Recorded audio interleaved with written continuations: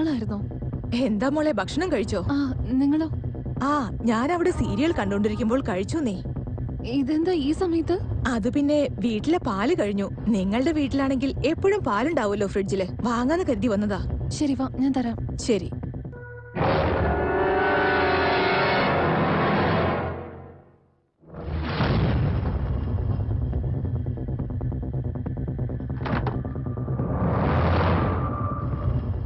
അതെ സിസ്റ്റർ, നിങ്ങൾക്കൊരു കാര്യം അറിയോ? ഏതോ ഒരു ഭ്രാന്തൻ അവന്റെ ഭാര്യയെ കൊന്നൂന്ന്. കണ്ടില്ലേ ഇപ്പോഴത്തെ കാലം എത്ര മോശാണെന്ന്? ആരെയും വിശ്വസിക്കാൻ കൊള്ളില്ല സിസ്റ്റർ. അയാൾ പോലീസിന്റെ പിടിന്ന് രക്ഷപ്പെട്ടു കേട്ടത്. പോലീസ് എല്ലായിടത്തും അറിയിച്ചിട്ടുണ്ട്, എന്നാൽ ഇതുവരെ കിട്ടിയിട്ടില്ലാത്രേ. എന്തായാലും നമ്മൾ കുറച്ച് ശ്രദ്ധിക്കണം കേട്ടോ. ഇതാ പാല്. ഇങ്ങോട്ട് നോക്കൂ സിസ്റ്റർ, നിങ്ങൾക്കൊരു കാര്യം അറിയോ? ഏതോ ഒരു വീട്ടിൽ ഒരു കൊലയാളി കയറിയിട്ട് അവിടെ ഉണ്ടായിരുന്ന പെണ്ണിനെ റേപ്പ് ചെയ്ത് കൊന്നു കളഞ്ഞുന്നാ കേട്ടത്. കൊന്നോ? അതെവിടെയാണ്? അയ്യോ, നിങ്ങൾ പേടിച്ചു പോയില്ലേ? ഞാൻ ഇന്നലത്തെ സീരിയലിന്റെ കാര്യം പറഞ്ഞതാ. ഷോ, നിങ്ങൾ എപ്പോ നോക്കിയാലും ചെയ്ത കാര്യങ്ങൾ മാത്രമേ പറയൂ. വന്ന്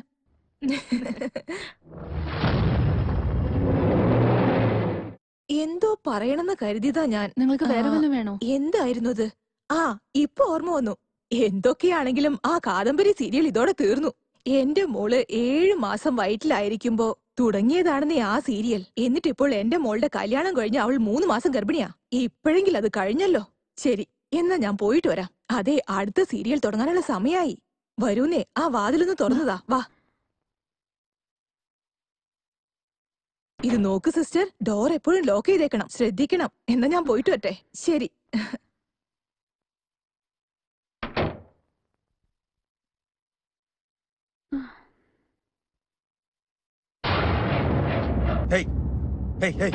നീ എന്റെ അടുത്ത് തന്നെ നാടകം കളിക്കുവാണോ? അവള് പാല് ചോദിച്ചു വന്നാ ഇല്ലെന്ന് പറയാമല്ലേ? പക്ഷെ നീ അവൾ അവിടെ നിൽക്കാൻ വെച്ച് എടുത്തോണ്ട് കൊടുത്തോണ്ടിരിക്കുക. അത് മാത്രമല്ലാണ്ട് ഞാൻ അവിടെ ഉള്ളെന്ന് അറിഞ്ഞോണ്ട് നീ അവളെ ഉള്ളു വിളിച്ചോണ്ട് വരണോ? നിങ്ങൾ എന്തിനാ ദേഷ്യം പിടിക്കുന്നത്? അവരെന്റെ വീട്ടിന് തൊട്ടടുത്തുള്ളവരാ, ഇടയ്ക്കിടയ്ക്ക് വരാറുള്ളതാ. ഞാൻ അവരോട് വേറെ വല്ല രീതിയിൽ റിയാക്ട് ചെയ്താ പിന്നെ അവർക്ക് സംശയം തോന്നില്ലേ? എനിക്ക് ഹാളിലേക്ക് വരണമെങ്കിൽ നിങ്ങളോട് ചോദിക്കണം, കിച്ചണിലേക്ക് പോകണമെങ്കിൽ നിങ്ങളോട് ചോദിക്കണം, എന്ത് ചെയ്യണമെങ്കിലും നിങ്ങളോട് ചോദിച്ചേ പറ്റുള്ളൂ. എന്റെ വീട്ടിൽ ഇങ്ങനെ പലരും കയറി വന്നിരിക്കും. ഞാൻ എവിടെ വേണമെങ്കിലും അവരെ കൊണ്ടുപോകും. അത് ചോദിക്കാൻ നിങ്ങൾ ആരാ? ആഫ്റ്റർ ഓൾ നിന്നെ കൊണ്ട് ഒന്നും ചെയ്യാൻ പറ്റില്ലല്ലോ. നിന്റെ ഭാര്യയെ കൊന്ന പോലെ എന്നെ കൊല്ലാൻ പോവാ? അത്രയല്ലേ ഉള്ളൂ. കം ഓൺ, കിൽ മീ, കൊല്ല. ഭാര്യയെ പോലെ അഭിനയിക്കില്ലേ, അവളെ പോലെ അഭിനയിക്കില്ലേ? എടാ പ്രാന്ത, എന്റെ ഏട്ടന്മാരെ പോലെ എന്നെ ഇതുവരെ തല്ലിയിട്ടില്ല. എന്നാ നീയോ? നീ ആരാ എന്നെ തല്ലാൻ? ഞാൻ പോലീസ് ആയാലും ഡോക്ടർ ആയാലും നിങ്ങൾ ഇവിടെ ഉള്ള കാര്യം പറയണമായിരുന്നു. ഞാനത് ചെയ്തില്ല. എന്തുകൊണ്ടാണെന്നറിയോ? നിങ്ങൾക്ക് വേണ്ടി ഞാൻ ഇത്രയും ബുദ്ധിമുട്ടിക്കൊണ്ടിരിക്കുന്നത്. എന്നാ ഇപ്പോ നിങ്ങൾ എന്നെ തന്നെ തല്ലാൻ വരികയാണല്ലേ?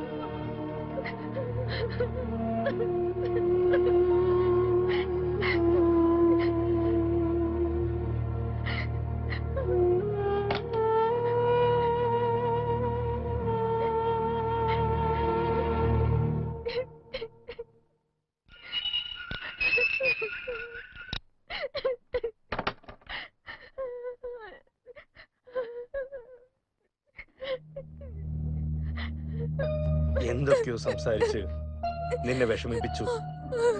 അതിനുവേണ്ടി ഞാൻ സോറി.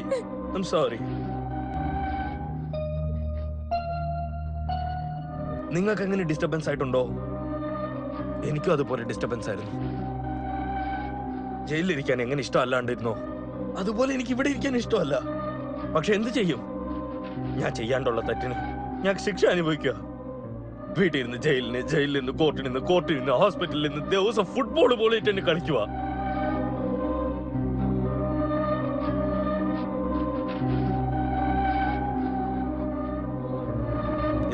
ഇങ്ങോട്ട് നോക്ക്, നിനക്ക് ഞാൻ ഒരു കഷ്ടവും തരത്തില്ല. ദയവ് ചെയ്ത് ഈ ഒരു രാത്രി മാത്രം ഇവിടെ ഇരിക്കാൻ എനിക്ക് പെർമിഷൻ താ പ്ലീസ്. എന്റെ മനസ്സും ദേഹവും ആകെ ഓഫായി കിടക്കുക.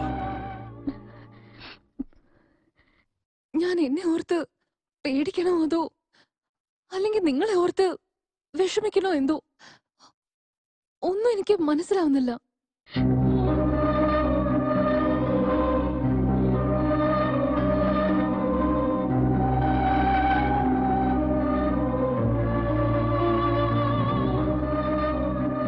നിങ്ങളൊക്കെ എല്ലാരും എന്നെ ഭ്രാന്തനാന്ന് ഓർത്തോണ്ടിരിക്കുവല്ലേ?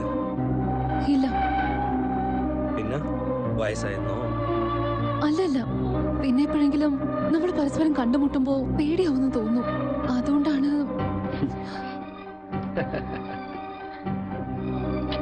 ഈ ലോകത്ത് പേടിയൊന്നുമില്ലെങ്കിൽ എല്ലാവരുടെ മനസ്സിൽ പ്രേമം എന്നൊരു വിശ്വാസം ഉണ്ടാവൂലേ?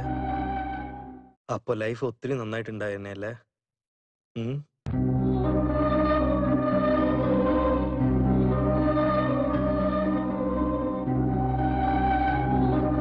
നിങ്ങൾ തെറ്റായിട്ട് വിചാരിച്ചില്ലെങ്കിൽ ഞാൻ ഡ്രിങ്ക്സ് അടിച്ചിട്ടില്ല. അതിനെന്താ, ഞാൻ ഇപ്പൊ എടുത്തോണ്ട് വരാം. ഒരു നിമിഷം, നിങ്ങൾ കുറച്ചേ കുടിക്കാവുള്ളൂ. നിക്ക്. ഡ്രിങ്ക്സിൽ എന്തേലും നിങ്ങള് എന്നെ ഇപ്പോഴും വിശ്വാസമായില്ലല്ലേ? വയ്ക്കോ.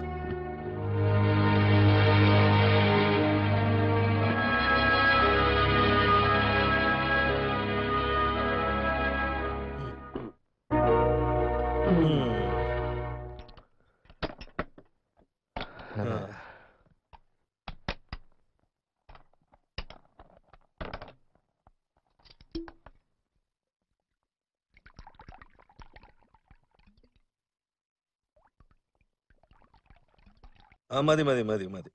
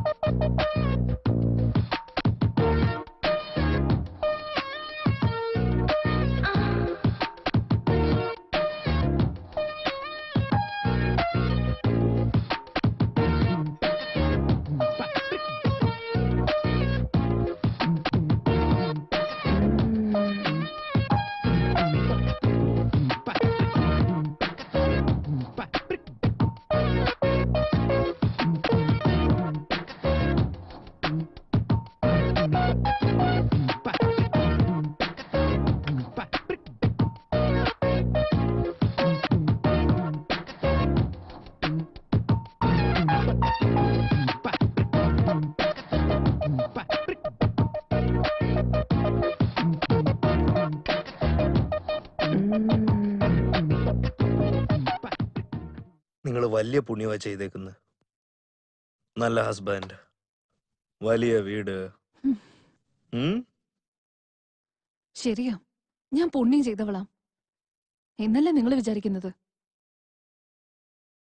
അതിരിക്കട്ടെ, നിങ്ങളുടെ വൈഫ് എങ്ങനെയായിരുന്നു?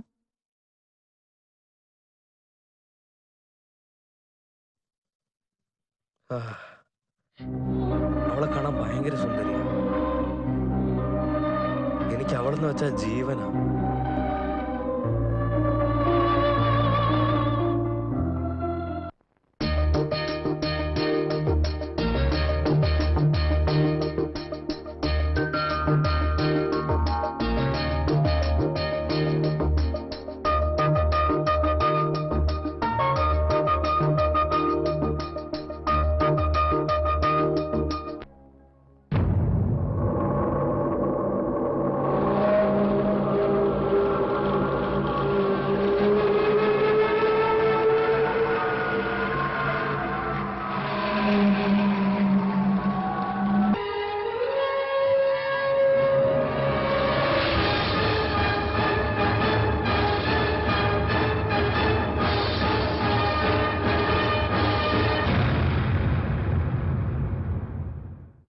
അന്ന് അന്ന് എന്താ നടന്നെന്ന് എനിക്കറിയില്ല.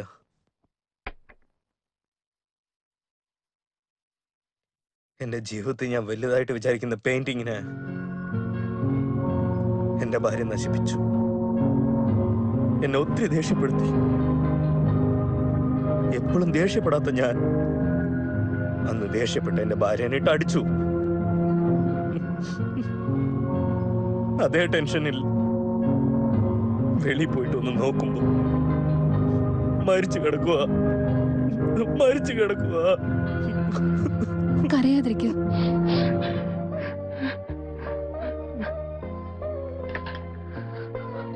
അതെ, നിങ്ങളുടെ അടുത്ത് എന്തിനാ എന്നെ കുറിച്ച് പറയുന്നത്? ഞാനും അതുപോലെ തന്നെയാ. അദ്ദേഹത്തെ ഒരുപാട് ഒരുപാട് സ്നേഹിച്ചു.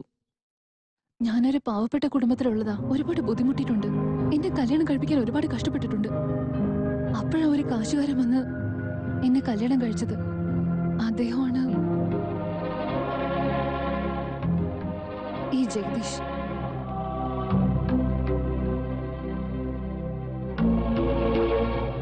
എന്റെ കല്യാണം കഴിഞ്ഞ ദിവസം എന്റെ ജീവിതത്തിലെ സന്തോഷം ആ ഒരു വർഷം കൊണ്ട് ഞാൻ മനസ്സിലാക്കി.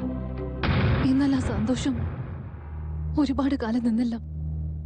എന്റെ ഭർത്താവിനാണെങ്കിൽ സ്വന്തം ഭാര്യയേക്കാൾ പണമായിരുന്നു കൂടുതൽ പ്രാധാന്യം. എന്റെ അടുത്ത് എല്ലാം ഉണ്ട്: പണം, ബംഗ്ലാവ്, കാറ്, വീട്. എന്നാലും ഞാനിപ്പോ ഒരുപാട് ഒറ്റപ്പെട്ടിരിക്കുക. എന്റെ ആഗ്രഹങ്ങൾ മനസ്സിലാക്കിയിരുന്ന എന്റെ ഭർത്താവ് ഇപ്പൊ വെറും പണം ഉണ്ടാക്കുന്ന ഒരു മിഷൻ ആയിരിക്കുകയാണ്. ഇത്രയും വലിയ വീട്ടില് ഞാൻ എന്റെ ചെറിയ ആഗ്രഹം പോലും നിറവേറ്റാൻ പറ്റാതിരിക്കുക. അദ്ദേഹത്തിന് വേണ്ടി കാത്തിരിക്കുന്നു. നമ്മള് രണ്ടുപേരും ഒരേ ബോട്ടിൽ ട്രാവൽ ചെയ്യുന്ന പാസഞ്ചേഴ്സാ. ഭാര്യയില്ലാണ്ട് അവളുടെ ഓർമ്മയിൽ മാത്രം ജീവിക്കുന്ന ഞാനും ഹസ്ബൻഡ് ഇരുന്നും അവരെ കുറിച്ച് അറിയാണ്ട് അത് കാരണം അവരെ വിട്ട് ദൂരെ നിൽക്കുന്ന നിങ്ങളും. ഇപ്പോ നമ്മൾ രണ്ടുപേരും അടുത്തിരിക്കുക.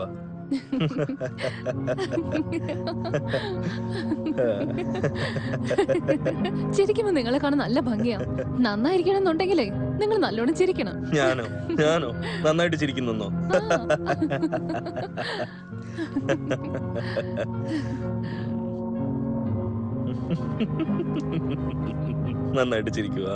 നന്നായിട്ട് ചിരിക്കുക.